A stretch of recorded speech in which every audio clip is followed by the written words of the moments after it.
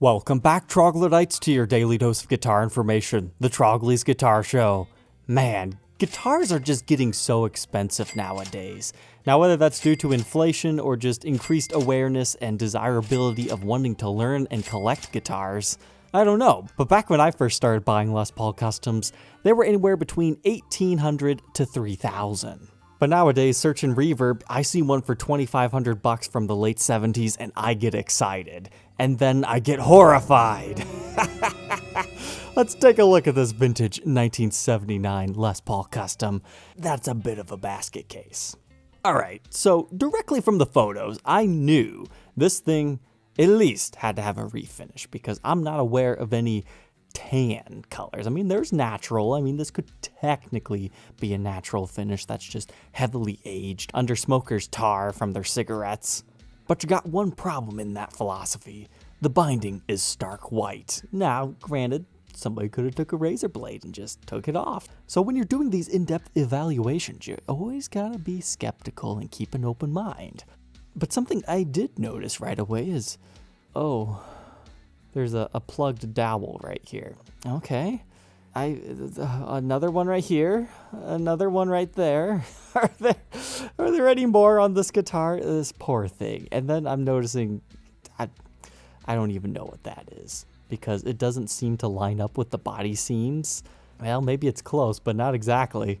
And then clearly the knobs have been replaced because back in this era they would use speed knobs and you wouldn't have these thumb bleeder pointers on them, so that's an aftermarket modification. And while we're at it, yeah, all the electronics, bridge and tailpiece had to have been replaced on this thing because that gold is in way too pristine of condition. And on top of that, a great way to tell original 70s era pickups are they're not as squared off as modern day pickups. They have a very rounded edge to them. Here you can see what I'm talking about. Once you know to look for that, it's so easy to tell if it's the original pickups in there or not, or at least let you know if it's era correct. And on top of that, the black plastics, they just don't quite look right. So we verified it's a basket case, but hey, at least the headstock looks phenomenal. Like, the binding still looks a bit white, but this has some age to it, so I could believe this is the original finish yet. It appears we might even have a bone nut. And from a couple of feet away, this thing does not look half bad. You do have some light divoting to the fretboard, but as far as the fret condition, for this era, it seems okay. So still worth the $2,500 price tag as soon as we figure out what exactly was going on here. Well, my friends, be prepared to be very, very, very shocked at what you're about to see. Viewer discretion is advised.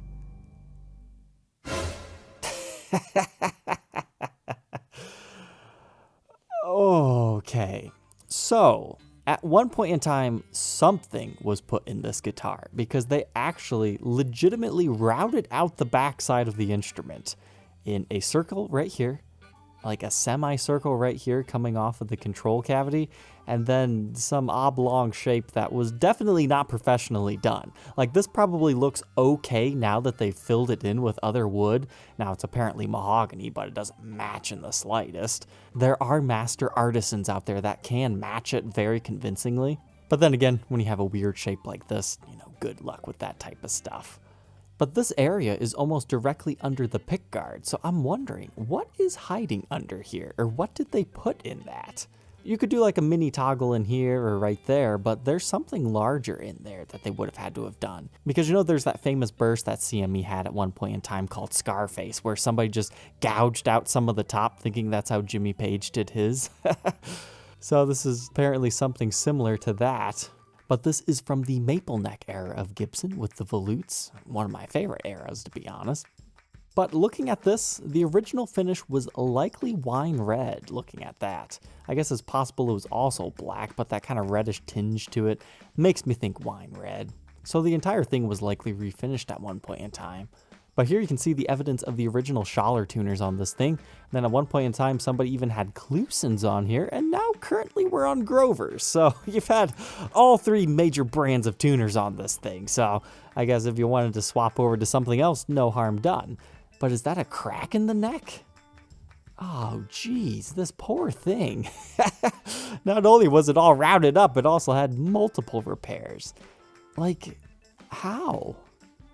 How did they do that? How do you get a crack up the neck like that? Like, I understand it when it's like by the nut, but here? Honestly, I would not be scared to buy that one because that's a pretty stable area to repair, I would say. Definitely not your normal headstock crack. And hey, in that case, this thing actually doesn't look half bad. And the case itself is a modern Gibson custom one, so 2008 or after. And somebody's converted it to an ABR1 bridge, likely just using conversion studs, and it looks like we have Dunlop strap locks. So let's see, are there any more questions answered here?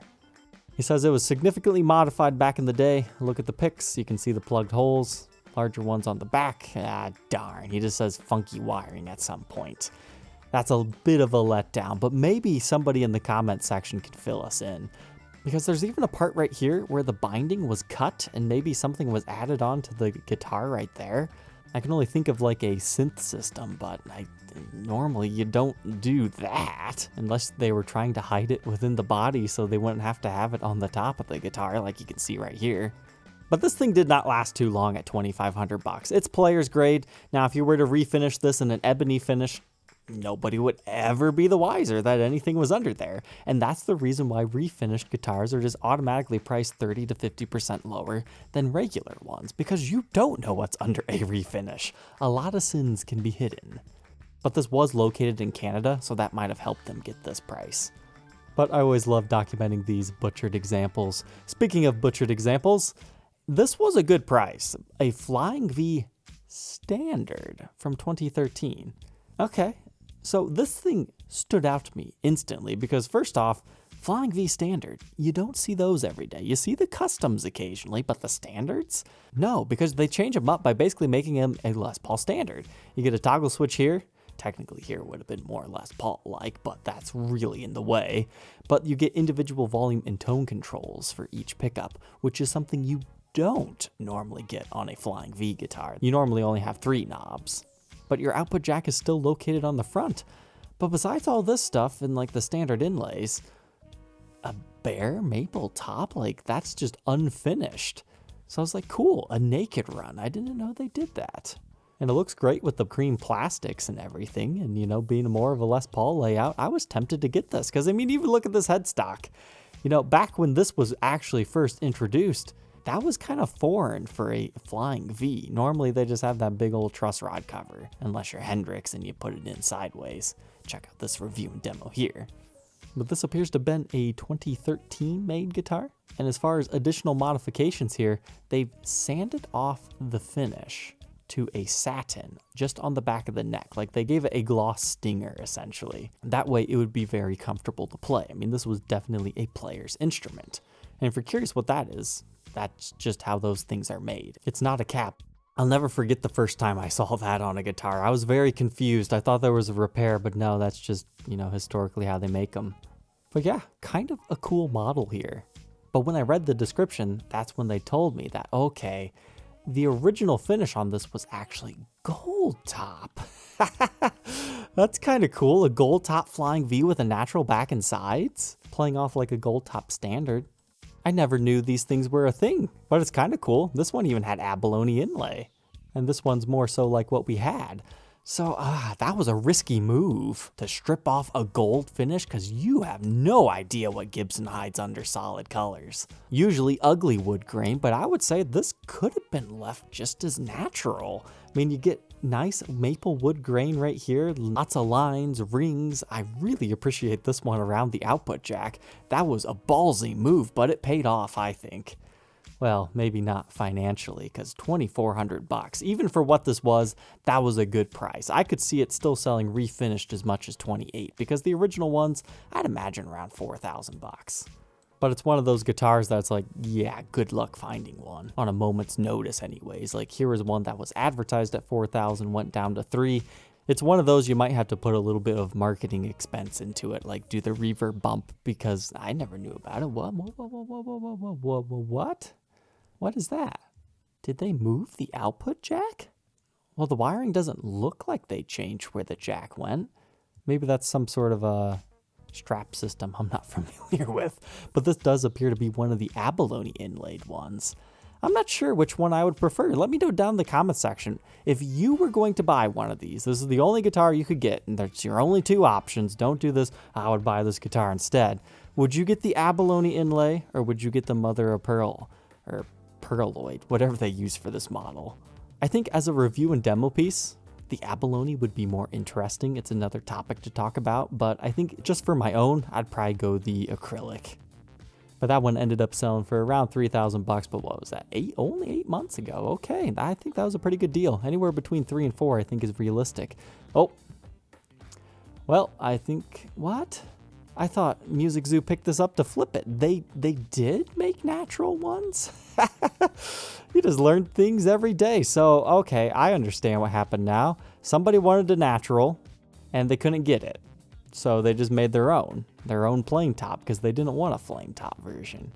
So yes, if you want one of these, here's one, $42.99, and I'm sure you could custom order one of these things too. It's a 59 style flying V, but without being the string through. But as our last topic today, take a look at this guy with his attention grabber title. Guys, please don't do this. It's technically against Reverb's rules. They don't even like me putting video in here, but I still do it anyways, just because that's kind of my thing. But seriously, just attention grabber? Well, it made me click it.